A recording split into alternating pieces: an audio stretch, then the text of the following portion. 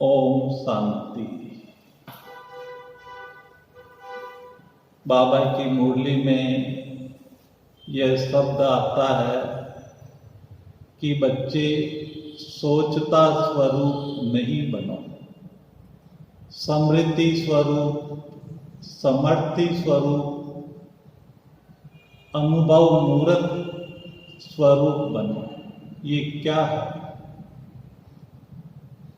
सोचता स्वरूप का अर्थ है जब हम याद में बैठते हैं, हम ये सोचते हैं कि मैं देह नहीं हूं, मैं एक आत्मा हूं। हम उसका चिंतन ही करते रहते हैं, सोचते ही रहते हैं। आत्मा का अनुभव नहीं कर पाते हैं। आत्मा की क्या शक्तियां हैं, क्या क्वालिटीज है, कौन कौन सी ऐसी पावर है जिसके कारण मैं आत्मा पुनः शक्तिशाली बन सकती हूँ, बाप समान बन सकती हूँ। वो अनुभव नहीं होने के कारण हम मेजॉरिटी समय सोचने में ही बिता देते हैं। जितना हम समृद्धि स्वरूप, स्वमान के अथॉरिटी स्वरूप होकर के बैठते हैं, तो जो आत्मा की क्वालिटी है, गुण और शक्तियां हैं, वो स्वतः ही अनुभव में आने लगती है। जैसे कोई व्यक्ति आईएएस ऑफिसर है, वो घर में तो बहुत साधारण रीति से रहता है, उसका कहना कभी कभी बच्चे भी नहीं मानते हैं। लेकिन जब वही व्यक्ति अपने ऑफिस में जाता है, सीट पर बैठता है, तो सभी अधिकारी उनका कहना मानने लगते हैं। कारण जैसे हम सीट पर बैठते हैं, तो सीट पर बैठते ही वो पावर, वो क्वालिटी, वो विशेषताएं हमारे अनुभव में आने लगती है। तो कहने का अभिप्राय ये है कि हम अपने को संकल्प दें मैं कौन, और मेजॉरिटी समय हम उसके समृद्धि स्वरूप होकर के अनुभूति स्वरूप की अवस्था में बैठे। जैसे मैं सर्वशक्तिवान बाप की संतान, मास्टर सर्वशक्तिवान, संकल्प किया और उस अनुभव की स्थिति में हम बैठ गए।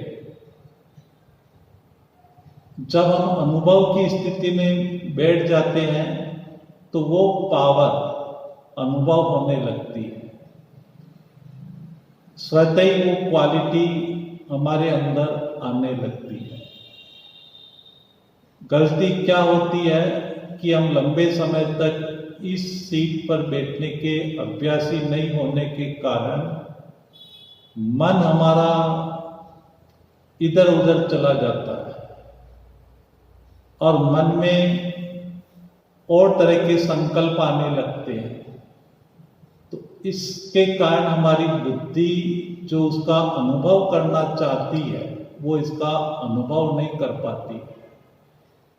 एक सीट पर एक रस होकर के नहीं बैठ पाती। हम बार बार अपने संकल्पों को चेंज करते रहते हैं, जिसके कारण हमारी बुद्धि यथार्थ निर्णय नहीं कर पाने के कारण वो अनुभव नहीं कर पाती। तो अनुभूति की स्टेज पर बैठने के लिए हम मन से 1 या 2 मिनट के लिए अपनी बुद्धि को संकल्प दे दें मैं कौन। इसका अच्छा सा चिंतन करके फिर बुद्धि के द्वारा जो मैंने चिंतन किया उसका अनुभव करते चले। और जब हम लंबे टाइम तक उस अनुभूति की अवस्था में बैठ जाते हैं, तब वो हमारी आत्मा की विशेषताएं, गुण पावर अनुभव में आने लगती है, और जब वो अनुभव में आ जाती है तो वो हमारे संस्कार बनते जाते हैं। इस तरह से हमारे ओरिजिनल संस्कार इमर्ज होते जाते हैं और देह भान देह अभिमान के संस्कार मर्ज होते जाते हैं। तो समृद्धि स्वरूप का अर्थ है कि जो मैं हूँ रियल में, उस अवेयरनेस में बैठना।